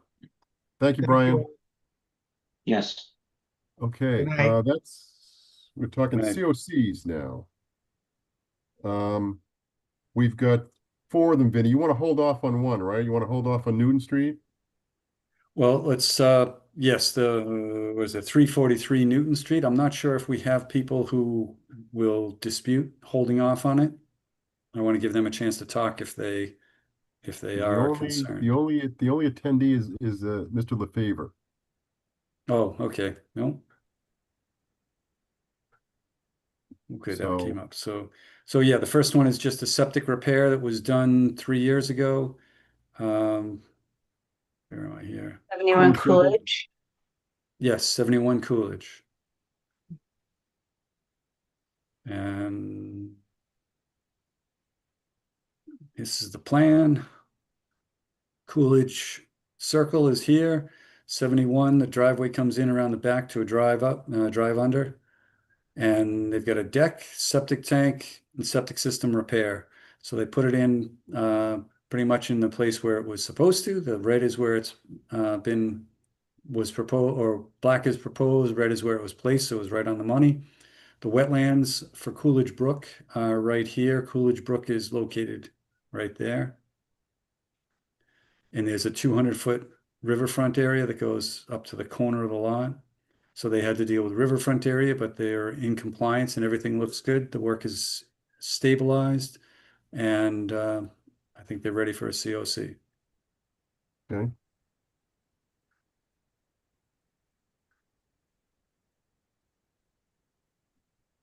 Let's review them all, and we'll just do one approval. How's that? Oh, okay. Let me pull this one out. How about 343 Newton Street? That's the one you want to hold off on. Yes, that's the one that they did some work at 343 Newton Street and then requested a partial certificate of compliance, or yeah, partial work was done, but they didn't submit an as-built plan, and they still have to put up a couple of signs that were required in the order. So I think that'll be ready for the next meeting, Okay. but it's not ready now. All right. And then we have Newton Street right of way. Newton Street right of way, the work was done. The town has an as-built plan, and I talked to Fred about it, and he didn't remember any problems, thought everything was done and was complete. So And then that's okay. The last one is 0 Newton Street, which is the old NOI for the one we talked about today. Yes, and that one's expired, so they're just closing that out with no work done. So that's an easy one. So the roadway, everything was done. The proposed common driveway, nothing was done. So those are two easy COCs. The other one was partially done, and they still need to give us a little more. Okay. Any questions, any of those COCs? So we're going to need a motion to approve a certificate of compliance for 71 Coolidge Circle, Newton Street right of way, and 0 Newton Street. So moved. Is there a second? Second. Dan Clark, Yes. Justin Dufresne, Yes. Todd Helwig, Yes. John Johnson, Yes. Kelly Marston. Yes. And I vote yes. All right. You want to do a quick review of violations, Vinny? We're still with the same four. Yes, traffic. 15 Settlers Road, I issued the enforcement order, and it was sent. I haven't gotten any response back from the owners. So I've talked to the building department, and they're encouraging compliance. They're not proposing to build anything yet, so there's no real push right now, but they've been supportive, and I think the owner is doing some research into what needs to be done. Okay. But I still have to get in contact with him. What's the other one? Belmont Street. Yeah, 45 Belmont was just dumping of mattresses and mattress, house waste, solid waste, and a bunch of tires. I sent out the enforcement order, sent it out certified mail. It was not received. It was not picked up. So I'm have to do some more work and figure out how to get them notified. They also have a septic repair plan. They've been working, or they've been in contact with the Board of Health. Board of Health contacted them about this, and they have not received a response yet either. So those two need a little more aggressive action from me. 186 Barefoot. He's hired a wetland specialist. He flagged it last Friday, I think it was, or 2 Fridays ago. And he and I are going to meet out there this week, I think Thursday, and talk about what needs to get done and whether I agree with the flag. I think I will agree with it, the flagging. And they're going to pull out some dump material that got into the wetland and pull back and stabilize a slope that was filled in. Good. And informal discussion on 432 Whitney Street. There's cleanup of the pallets. There were a lot of pallets out there, a lot more than what I remembered. They got a big major stack out there. And I've emailed back and forth with the DPW and the Trails Committee, but we weren't sure how it was going to get removed from the site. It may get picked up by a local contractor who does firewood, provides firewood, and this would probably be good kindling, but we haven't formalized how that's going to happen. The other news on that is that the town received and deposited the $200,000 check from the DCR for the conservation restriction. DCR purchased the conservation restriction after the town meeting last year, and we finally got all the paperwork and legal stuff done. So they released a check on June, I think it was June 27th or 28th, before the June 30th deadline. Vinny, where do those funds end up going? Do they end up going to the open space fund, for the conservation fund? Yes, that's where it was voted at town meeting, and that's where it ended up. Good, okay. Because that fund was pretty well taken down during some of the purchases. There was nothing left, yes. Yeah. Okay, good. Any word from Wigmore? I spoke with her. She's interested in doing the work, and I just haven't had time to put the RFP together and advertise it. Okay. But that's higher on my list of things to do this month, just to make sure that happens before it gets to be fall. And then we have the MAC dues. MACC dues. Did they go up or down, Greg? They stayed the same. They went up a little, not too bad. Okay. Yeah. So what their dues are is $845. That's for all 7 members, myself, and for a seat at the MACC handbook, the electronic handbook that is being updated this year. So it should have a lot more information. So I think 1 seat is all we need to access that, because you get to have 1 person do there. And I barely ever go in there, but anyone, just let me know if you're interested in researching something, and I can send you all the information. Good. Once I get it set up, once we pay for it. So I presume we have the funds to pay for. Yes, we do. 865, was that 865, 845? 845, yeah, 845. Okay, we need a motion to authorize payment. So moved. Is there a second? Second. Look at you, Kelly. Look at you. Okay. Nice. Roll call. Dan Clark. Yes. Justin Dufresne. Yes. Todd Helwig. Yes. John Johnson. Yes. Kelly Marston. Yes. I vote yes. Good. Good. Just one point that I have here I want to bring up in. I've been kicking the idea around that, sometimes, a lot of times, Vinny gets stuff dumped on him at the last minute.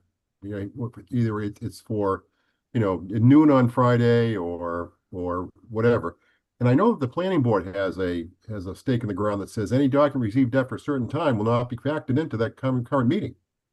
I'm thinking we may want to think about adopting the same approach here, whether that's 1 day, 3 days, 4 days, just to really kind of help Vinny out a bit and not get some of these folks involved. They can, well, I gave you the documentation. Why can't we review all 800 pages of it? So, I mean, is that something we had that? Yeah. Do we not have that? We don't have anything. We don't.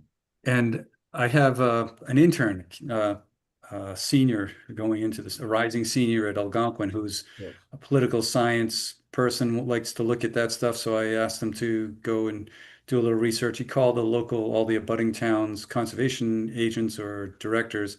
He found out that or I think all of them have, whenever their meeting is, if their meeting's on a Wednesday, it's the Thursday before. Everything has to be in the Thursday before. So since we're meeting Monday, it could go a little bit earlier in the week, but I'm okay with as long as everything gets submitted by the end of the day Wednesday. That would allow me Thursday and Friday to get a review done, at least a cursory review, so that I could see whether it's complete. Because the fire station, that was a 2-inch thick packet that I got, and I assume they're doing everything right, but I haven't read it, so I don't know for sure. So more time would be better. I agree. Seems I mean, reasonable. yeah, seems reasonable, right? Well, wait a minute. If the idea is, and I'm approaching this from someone who uses these agencies. Mhm. So if I file something timely, so there's a deadline that we have to file stuff to make an agenda, but I file the day of, I'm still not going to get heard at the next meeting. This is the first time that's happened in the 3 years I've been here. We just had so many things going on, violations. So that didn't happen this time. In the future, what this policy is when it's not filing deadlines, it's submitting supplemental information. They definitely clearly can't file their application the Thursday before the meeting because the filing deadline is 2.5 weeks before the meeting. So let's say they file, I have comments. Oftentimes what I get is, here's the plan the day of the meeting. Can you review it? And I get that from 3 or 4 different people. Okay. So So this generally, isn't this isn't the initial filing to open the meeting. This is something that we've requested, and they dump it on you on the eve of the hearing, hoping that you're going to get to it that night. Right. right, All or right. not get to it. Yeah, Yeah. I'm fine with that. Yeah. So what do you think, Vinny? What makes you comfortable? Wednesday prior, Tuesday prior? Well, I'm just Wednesday, the end of the day Wednesday, or Okay. as long as they have it by Thursday morning, but I would say end of the day Wednesday so that if they work till 5, they can submit an email with an attachment until 10 o'clock at night or before 8 o'clock in the morning on Thursday. I'm okay with that. I think we can work the wording to be by the end of the day Wednesday.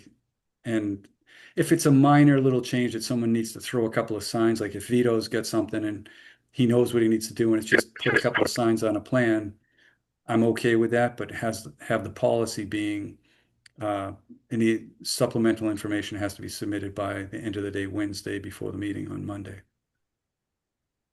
I agree. Yeah. Okay. Fine. I think if Vinny said Wednesday, I think we should give him Tuesday. I think he's selling himself short. I think we should, as a commission, we should give him an extra day. We call it end of day Tuesday, and then that really gives him enough buffer. I don't know. I think even Wednesday is cutting it short, but Yeah. because he's going to do the minutes and get out the agenda over Saturday and Sunday, I think we give him end of day Tuesday. My opinion. Okay. Yeah. He deserves Yeah. it. I Way too appreciate much that. work. I appreciate it, but I think I can handle the supplemental information. It's busy when I'm doing your pre-meeting memos and the agenda stuff, but that's usually the week before. So this is more the last minute stuff. I can try to schedule for that. But it's when we have this long list, but these like for tonight, the COCs took a whole bunch of time at the end of the submittal time frame because it's just they were last minute. They're not a big deal, but we had 4 of them and they all had to be inspected and checked. And when they're not perfect, it takes time that's not really there. But I think having it end of the day Wednesday, it should work out fine. Okay. So Thank you. 4 p.m. Wednesday? We could say end of the day Wednesday because I'm not gonna look at it at 4 anyway. As long as it gets submitted on Wednesday and I have it for Thursday morning, that's what I'm looking for. Okay. Now we have to put this in some sort of documentation, right? So that people know. Yeah, so we'd have to do a policy at the next meeting. We have to advertise it as a policy. Yep. Okay. And so that would go out with the legal ads. And it probably should also be on the NOIs or something. Shouldn't it? When somebody picks up the package, they know that this is what's going to happen. Or a separate piece of paper you slide in or something. Yeah, it could be, or I could put it in when I make comments to a project, I can put that as a closing paragraph and say that responses, supplemental information need to be submitted by the Wednesday. So, because that's really what it is. It's not like Todd said, it's not the application packet. Oh. It's the supplemental No. stuff. Yep. Okay. So we'll talk about that next month. Hopefully look to review something and approve something and go Yes. from there. Okay. You got 30 days notice on that one, Vinny, so we should expect to see that, right?